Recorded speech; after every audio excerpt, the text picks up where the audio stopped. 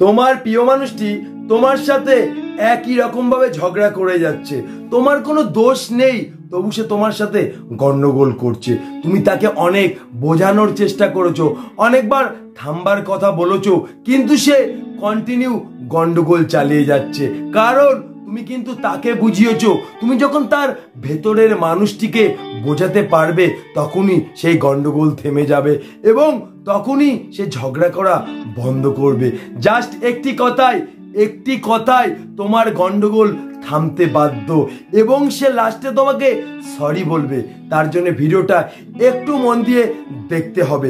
তোমার কাছে গন্ডগোলটা থামানোটা ইম্পর্টেন্ট বলে তুমি চুপ করে আছো, কিন্তু সেই মানুষটি এটা বুঝছে না, তোমার কোনো দোষ নেই, তবু সে গন্ডগোল করে যাচ্ছে।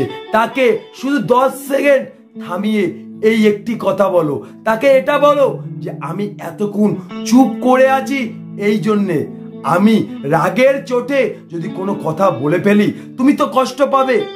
তোমার ভালোবাসা আমার কাছে এতটাই মূল্য, কারণ তুমি যখন কষ্ট পাবে তখন কিন্তু আমারও অনেকটা কষ্ট হবে, কিন্তু আমার ভালোবাসার কাছে তোমার কোনো মূল্য নেই। আমি কোনো দোষ করিনি, তবু তুমি গন্ডগোল করেই যাচ্ছ। মনে রেখো, এটা শোনার পরে সে 1 সেকেন্ড চুপ হয়ে যাবে। আমরা কিন্তু সবাই জানি, মানুষ যখন নিজের ভুল নিজে বুঝতে পারে তখনই কিন্তু তার বিবেকের কাছে প্রশ্ন করে। তুমি কিন্তু তাকে নয়, তার ভেতরের মানুষটিকে বোঝালে, এতক্ষণ তো তাকে বোঝালে, সে কিন্তু গন্ডগোল থামিনি। যখন তুমি তার ভেতরের মানুষটিকে বোঝাতে পারবে তখনই কিন্তু সেই গন্ডগোলটা থেমে যাবে। কারণ তখন বিবেকের কাছে প্রশ্ন করবে, হ্যাঁ তাই তো, সে তো চুপ করে আছে, আমি তো গন্ডগোল করেই যাচ্ছি, তার তো কোনো দোষই নেই। তখন সে নিজের ভুলটা নিজে বুঝতে পারবে এবং লাস্টে তোমাকে সরি বলবে। তুমি একটি কথায় দুটো জিনিস প্রমাণ করলে, একটা হচ্ছে তোমার প্রতি তার ভালোবাসা বোঝালে এবং গন্ডগোলটা থামতে বাধ্য করলে। তুমি হয়তো জানো, জীবে প্রেম করে জন সেই জন সেবিছে ঈশ্বর, অর্থাৎ এমন কোনো মানুষ নেই পৃথিবীতে মায়া নেই।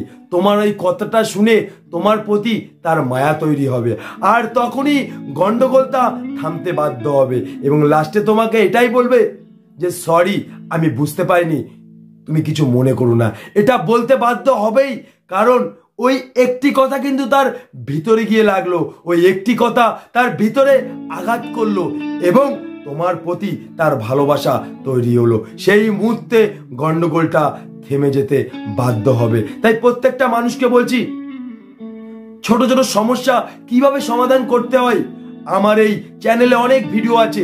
যদি ভিডিওটা দেখে একটু উপকৃত হয় বা একটু ভালো লাগে তাহলে অবশ্যই চ্যানেলটিকে সাবস্ক্রাইব করে আমার ছোট্ট পরিবারের সদস্য হয়ে যেও, যাতে নেক্সট কোনো ভিডিও তুমি মিস না করো।